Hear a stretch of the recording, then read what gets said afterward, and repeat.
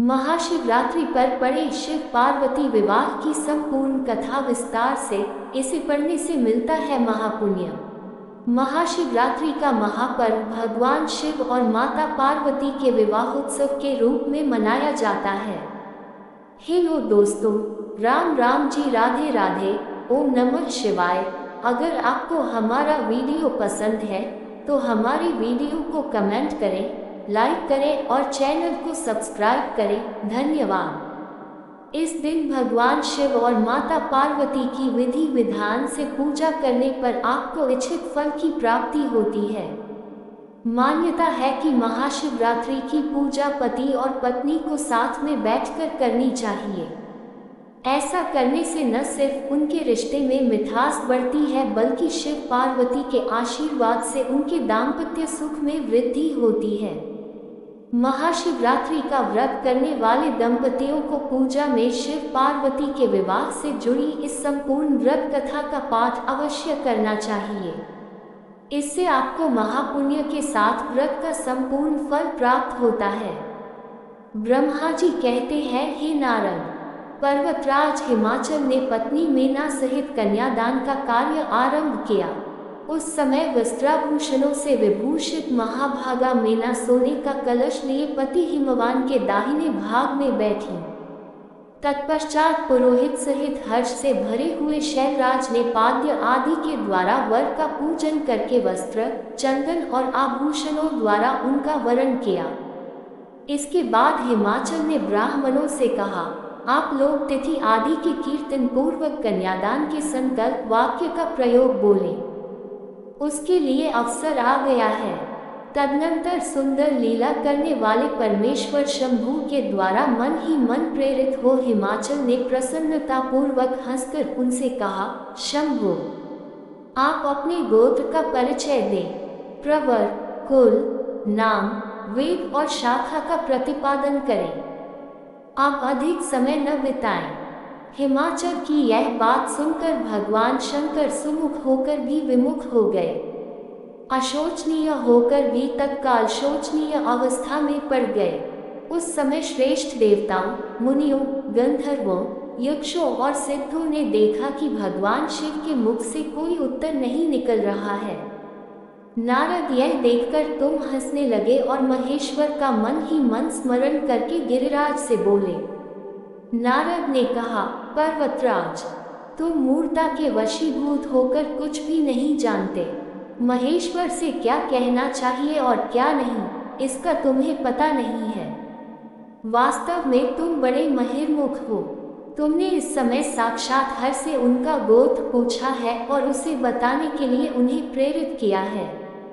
तुम्हारी ये बात अत्यंत उपहासजनक है।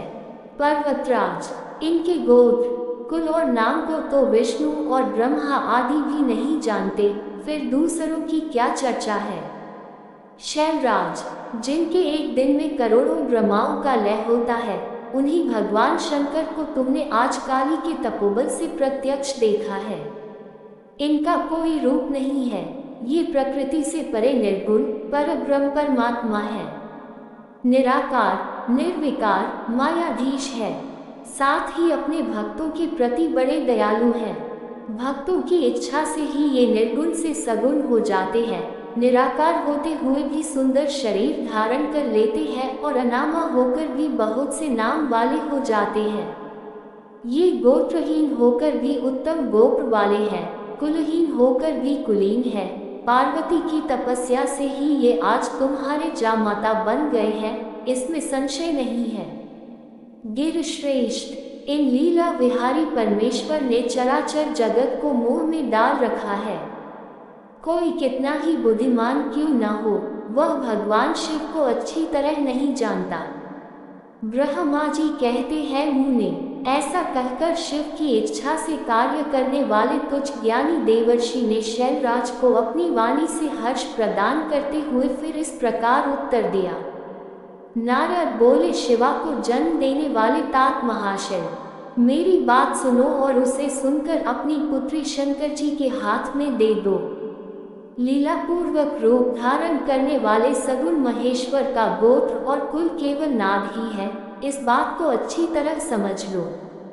शिव नादमय है और नाद शिव में है, ये सर्वथा सदी बात है। नाद और शिव इन दोनों में कोई अंतर नहीं है। शैलेंद्र, सृष्टि के समय सबसे पहले लीला के लिए सगुण रूप धारण करने वाले शिव से नाद ही प्रकट हुआ था, अतः वह सबसे उत्कृष्ट है। हिमालय, इसलिए मन ही मन सर्वेश्वर शंकर के द्वारा प्रेरित हूँ। मैंने आज अभी वीणा बजाना आरंभ कर दिया था। ब्रह्मा जी कहते हैं, मुने, तुम्हारी ये बात सुनकर गिरिराज हिमालय को संतोष प्राप्त हुआ और उनके मन का सारा विस्मय जाता रहा। तदनंतर श्री विष्णु आदि देवता तथा मुनि सबके सब विस्मयरहित हो नारद को साधुवाद देने लगे। महेश्वर की गंभीरता जानकर सभी विद्वान आश्चर्यचकित हो बड़ी प्रसन्नता के साथ परस्पर बोले, अहो, जिनकी आज्ञा से इस विशाल जगत का प्राकट्य हुआ है, जो परात्पर आत्मोध स्वरूप स्वतंत्र लीला करने वाले तथा उत्तम भाव से ही जानने योग्य है, उन त्रिलोकनाथ भगवान शंभु का आज हम लोगों ने भली भांति दर्शन किया है। उसके बाद हिमालय ने विधि के द्वारा प्रेरित हो भगवान शिव को अपनी कन्या का दान कर दिया। कन्यादान करते समय वे बोले, परमेश्वर, मैं अपनी ये कन्या आपको देता हूँ, आप इसे अपनी पत्नी बनाने के लिए ग्रहण करें। सर्वेश, इस कन्यादान से आप संतुष्ट हों। इस मंत्र का उच्चारण करके हिमाचल ने अपनी पुत्री त्रिलोक जननी पार्वती को उन महान देवता रुद्र के हाथ में दे दिया। इस प्रकार शिवा का हाथ शिव के हाथ में रखकर शैलराज मन ही मन बड़े प्रसन्न हुए। उस समय वे अपने मनोरथ के महासागर को पार कर गए थे। परमेश्वर महादेव जी ने प्रसन्न हो वेद मंत्र के उच्चारण पूर्वक गिरिजा के करकमल को शीघ्र अपने हाथ में ले लिया।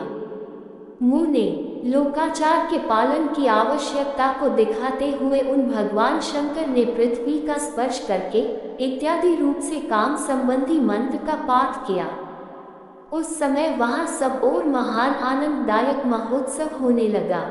पृथ्वी पर, अंतरिक्ष में तथा स्वर्ग में भी जय जयकार का शब्द गूंजने लगा। सब लोग अत्यंत हर्ष से भरकर साधुवाद देने और नमस्कार करने लगे।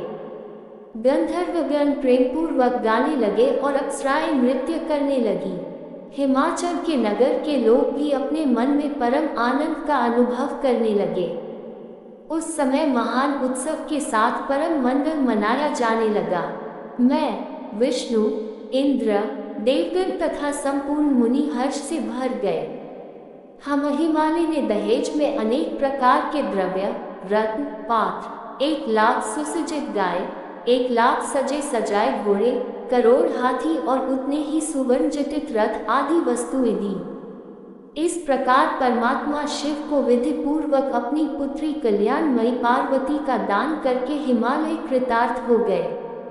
इसके बाद शैलराज ने यजुर्वेद की माध्यन्दिनी शाखा में वर्णित स्तोत्र के द्वारा दोनों हाथ जोड़ प्रसन्नता पूर्वक उत्तम वाणी में परमेश्वर शिव की स्तुति की। तत्पश्चात वेदवेता हिमाचल के आज्ञा देने पर मुनियों ने बड़े उत्साह के साथ शिवा के सिर पर अभिषेक किया और महादेव जी का नाम लेकर उस अभिषेक की विधि पूरी की। उस समय बड़ा आनंददायक महोत्सव हो रहा था। जब हनुमान जी ने महाशिवरात्रि पर व्रत रखकर शिव जी से मांगा था वरदान, बेहद दिलचस्प है कथा। हेलो दोस्तों, राधे राधे, ओम नमः शिवाय। अगर आपको हमारा वीडियो पसंद है तो हमारे वीडियो को कमेंट करें, लाइक करें और चैनल को सब्सक्राइब करें। धन्यवाद। महाशिवरात्रि भगवान शिव की उपासना का महापर्व माना गया है। इस साल महाशिवरात्रि का त्योहार 26 फरवरी को मनाया जाएगा। वैसे तो महाशिवरात्रि पर भगवान शिव के भक्त उनकी कृपा पाने के लिए व्रत रखकर विधि विधान से पूजा पाठ करते हैं।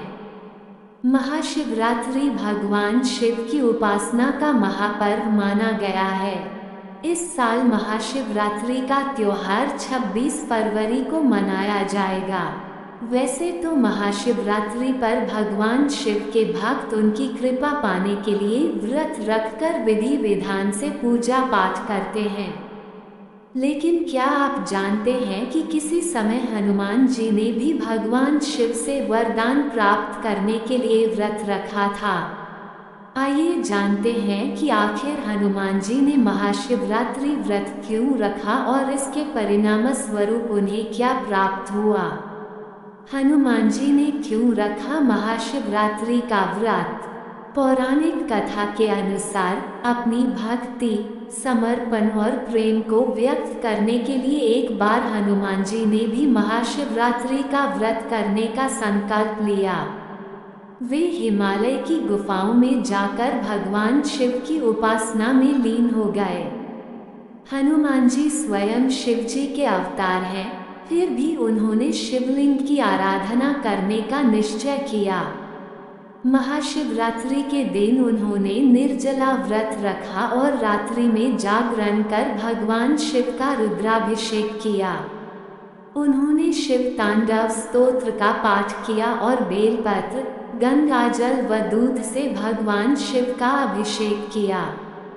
हनुमान जी की पूजा से प्रसन्न होकर भगवान शिव प्रकट हुए और बोले, हे हनुमान, तुम स्वयं मेरे अंश हो, फिर भी इतनी श्रद्धा से मेरी उपासना कर रहे हो। मैं तुम्हारी भक्ति से अत्यंत प्रसन्न हूँ। मांगो जो तुम्हें चाहिए। इस पर हनुमान जी ने विनम्रतापूर्वक प्रार्थना की, हे प्रभु, मेरी इच्छा है कि जो भी भक्त महाशिवरात्रि पर सच्चे हृदय से आपकी उपासना करे, उसके जीवन के समस्त कष्ट समाप्त हो जाएं और वह आपकी कृपा प्राप्त करे। भगवान शिव ने हनुमान जी की प्रार्थना स्वीकार करते हुए कहा, हे पवन पुत्र, मैं तुम्हारे प्रेम और भक्ति से अत्यंत प्रसन्न हूँ। जो भी भक्त महाशिवरात्रि पर श्रद्धा से मेरा पूजन करेगा, उपवास रखेगा और रात्रि जागरण करेगा, उसे जीवन में सभी सिद्धियां प्राप्त होंगी। महाशिवरात्रि पर हनुमान जी की पूजा से होगा लाभ। महाशिवरात्रि पर भगवान शिव की पूजा करने से जीवन में शुभता और सफलता आती है, लेकिन इस दिन हनुमान जी की आराधना करने से भक्तों को दुगुना लाभ प्राप्त होता है। कहते हैं कि इस दिन हनुमान जी की पूजा करने से मनोबल, साहस और आत्मविश्वास बढ़ता है। कार्यों में आ रही बाधाएं समाप्त होती हैं, नकारात्मक ऊर्जा दूर होती है और शिव जी कृपा शीघ्र प्राप्त होती है। केतकी के छल को समझ गए थे भोलेनाथ, जाने क्या दिया था श्राप। भगवान शिव की पूजा में केतकी फूल का प्रयोग करना निषेध माना गया है। लेकिन क्या आप जानते हैं कि भगवान शिव ने केतकी के फूल को श्राप क्यों दिया था? आइए जानते हैं पौराणिक कथा। महाशिवरात्रि का पर्व पूरे देश में बुधवार को मनाया जाएगा।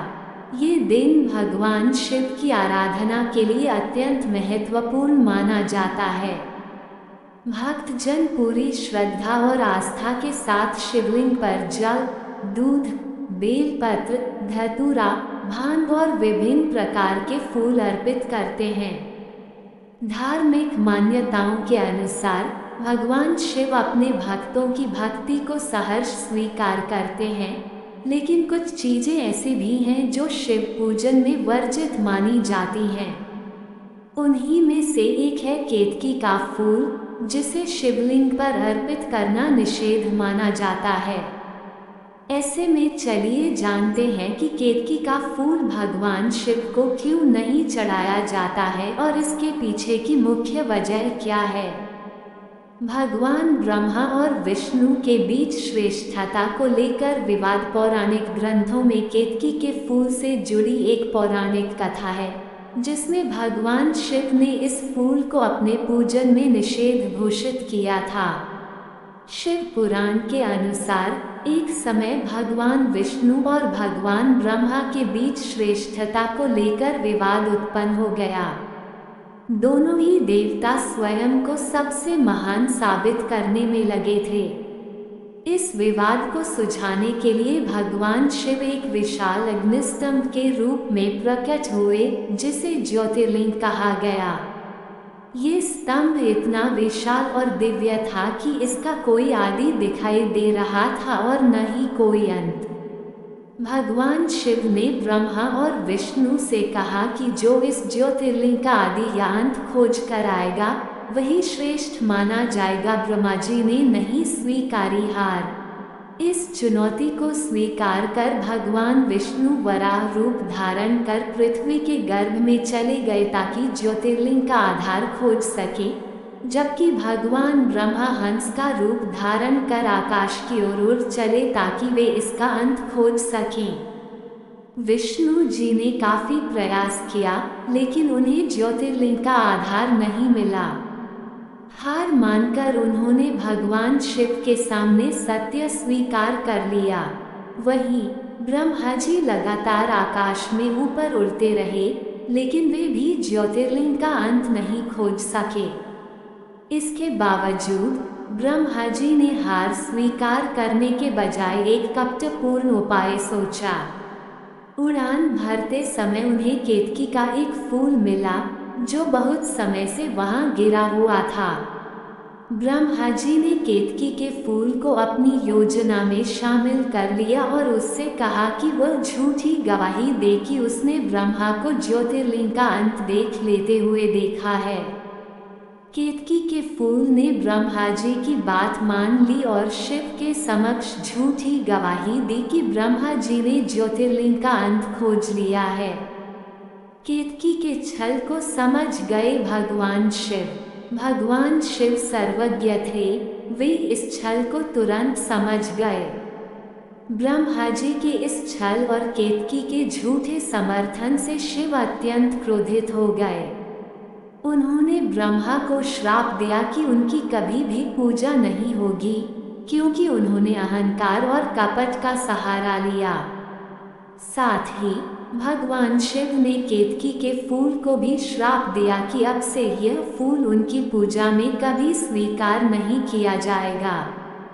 कहते हैं कि तभी से शिवलिंग पर केतकी के फूल को अर्पित करना निषेध माना जाता है।